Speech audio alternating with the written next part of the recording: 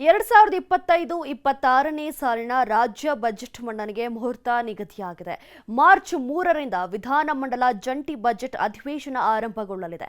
March 7ರಂದು CM ಸಿದ್ದರಾಮಯ್ಯನವರು ಆಯವ್ಯಯ ಮಂಡಿಸಲಿದ್ದಾರೆ. 16ನೇ ಸಲ ಬಜೆಟ್ ಮಂಡಿಸಲಿರುವ ಸಿದ್ದರಾಮಯ್ಯ ಲೆಕ್ಕಾಚಾರ ಏನು, ಏನೆಲ್ಲ ನಿರೀಕ್ಷೆಗಳಿವೆ ತೋರಿಸ್ತೀವಿ ನೋಡಿ.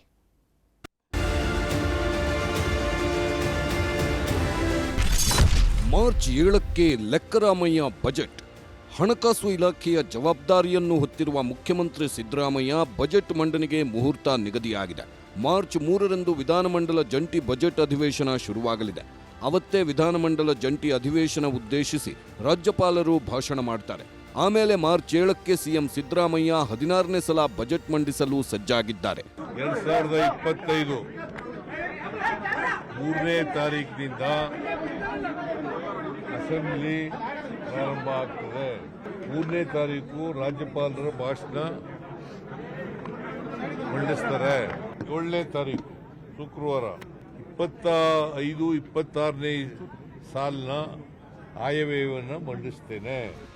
ಮಾರ್ಚ್ 7ರಂದು ಸಿದ್ದರಾಮಯ್ಯ ಐತಿಹಾಸಿಕ ಬಜೆಟ್ ಮಂಡನೆಗೆ ಸಜ್ಜಾಗ್ತಿದ್ದಾರೆ. 10 ದಿನಗಳಿಂದ ಬಜೆಟ್ ಪೂರ್ವಭಾವಿ ಸಭೆ ನಡೆಸುತ್ತಿದ್ದಾರೆ.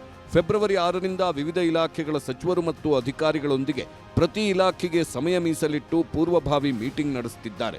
ಕಾಲು ಜಾರಿ ಬಿದ್ದು ಬೆನ್ನಿಗೆ ಏಟು ಮಾಡಿಕೊಂಡಿದ್ರು ಮುಖ್ಯಮಂತ್ರಿ ಸಿದ್ದರಾಮಯ್ಯ ವೀಲ್ ಚೇರ್ನಲ್ಲೇ ಇವತ್ತು ವಿಧಾನಸೌಧಕ್ಕೆ ಬಂದರು. ಅಧಿಕಾರಿಗಳ ಜೊತೆ ಸಭೆಗೂ ವೀಲ್ ಚೇರ್ನಲ್ಲೇ ಹೋದ್ರು. ಕೃಷಿ ಸಚಿವ ಚಲುವರಾಯಸ್ವಾಮಿ ನೇತೃತ್ವದಲ್ಲಿ ರೈತ ಮುಖಂಡರಿಂದ ಅಭಿಪ್ರಾಯಗಳನ್ನು ಸಂಗ್ರಹಿಸಿದ್ರು. ಆಮೇಲೆ ಮಾಧ್ಯಮಗಳ ಮುಂದೆ ಮಾತಾಡೋಕ್ಕೂ ವೀಲ್ ಚೇರ್ನಲ್ಲೇ ಬಂದರು.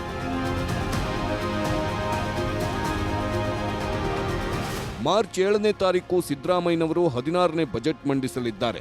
ಬಜೆಟ್ ಸುತ್ತ ಸಾಕಷ್ಟು ನಿರೀಕ್ಷೆಗಳು ಸೃಷ್ಟಿಯಾಗಿವೆ. ಬಜೆಟ್ ಗಾತ್ರ ಎಷ್ಟು, ಬಜೆಟ್ ಸರಿದೂಗಿಸಲು ಎಷ್ಟು ಸಾಲ ಮಾಡಬಹುದು, ಆದಾಯ ಕೊರತೆ ಪ್ರಮಾಣ ಎಷ್ಟಿದೆ, ಕರ್ನಾಟಕದ ಒಬ್ಬೊಬ್ಬ ನಾಗರಿಕರ ಮೇಲೂ ಎಷ್ಟು ಸಾಲ ಹೊರಿಸ್ತಾರೆ ಅನ್ನೋ ಚರ್ಚೆಗಳೂ ಆಗ್ತಿವೆ.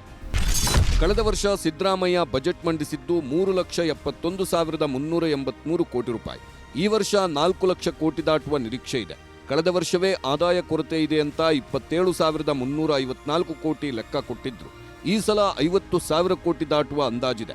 ಸಿದ್ದರಾಮಯ್ಯ ಸರ್ಕಾರ ಕಳೆದ ಸಲ ಮಾಡಿದ ಸಾಲ 1,40,000 ಕೋಟಿ ದಾಟಿದೆ. ಈ ವರ್ಷನೂ 50,000 ಕೋಟಿಗೂ ಮೀರಿದ ಸಾಲ ಮಾಡಬಹುದು.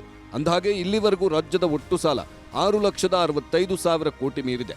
ಈ ವರ್ಷ 7 ಲಕ್ಷ ಕೋಟಿ ಮೀರಲಿದೆ ರಾಜ್ಯದ ಒಟ್ಟು ಸಾಲ ಅನ್ನೋ ಲೆಕ್ಕಾಚಾರನೂ ಇದೆ. ಗ್ಯಾರಂಟಿಗಳಿಗೆ 52,000 ಕೋಟಿ ಬೇಕು. ಕೃಷಿ, ಶಿಕ್ಷಣಕ್ಕೆ ಕಾಸು ಕೊಡಬೇಕು.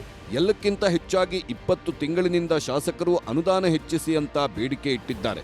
ರಸ್ತೆಗಳ ಅಭಿವೃದ್ಧಿ ಆಗ್ತಿಲ್ಲ, ನೀರಾವರಿ ಯೋಜನೆಗಳಿಗೆ ಕಾಸು ಕೊಡ್ತಿಲ್ಲ, ಮೂಲಸೌಕರ್ಯಗಳಿಗೆ ನಯಾ ಪೈಸೆ ಬಿಡುಗಡೆ ಮಾಡ್ತಿಲ್ಲ ಅಂತ ಪ್ರತಿಪಕ್ಷಗಳು ಆರೋಪಿಸ್ತಿವೆ. ಇದಕ್ಕೆಲ್ಲ ಸಿದ್ದರಾಮಯ್ಯ ಹೇಗೆ ಬಜೆಟ್ನಲ್ಲಿ ಉತ್ತರಿಸ್ತಾರೆ ಅನ್ನೋ ಕುತೂಹಲವಿದೆ. ಇನ್ನು ರಾಜ್ಯದ ರೈಲ್ವೆ ಯೋಜನೆಗಳಿಗೆ ಕೇಂದ್ರದ ಅನುದಾನಕ್ಕೆ ರಾಜ್ಯ ಸರ್ಕಾರವೂ ನೆರವಾಗಬೇಕು ಅನ್ನೋ ಬೇಡಿಕೆಗಳಿವೆ. ಏನ್ ಮಾಡ್ತಾರೆ ಗೊತ್ತಿಲ್ಲ. ನೆನೆಗುದಿಗೆ ಬಿದ್ದಿರುವ ಭದ್ರಾ, ಮಹದಾಯಿ ಯೋಜನೆಗಳಿಗೂ ಈ ಸಲ ಹಣ ಕೊಡ್ತಾರೆ ಅನ್ನೋ ನಿರೀಕ್ಷೆಗಳಿವೆ. ಎಲ್ಲದಕ್ಕೂ ಲೆಕ್ಕರಾಮಯ್ಯ ಏನು ಮಾಡ್ತಾರೆ, ಏನು ಕೊಡ್ತಾರೆ ಅನ್ನೋ ಕುತೂಹಲ ಶುರುವಾಗಿದೆ. ಎಲ್ಲದಕ್ಕೂ ಮಾರ್ಚ್ 7 ಶುಕ್ರವಾರ ಸಿದ್ದರಾಮಯ್ಯನವರು ಉತ್ತರ ಕೊಡಲಿದ್ದಾರೆ. Bureau report, news 18.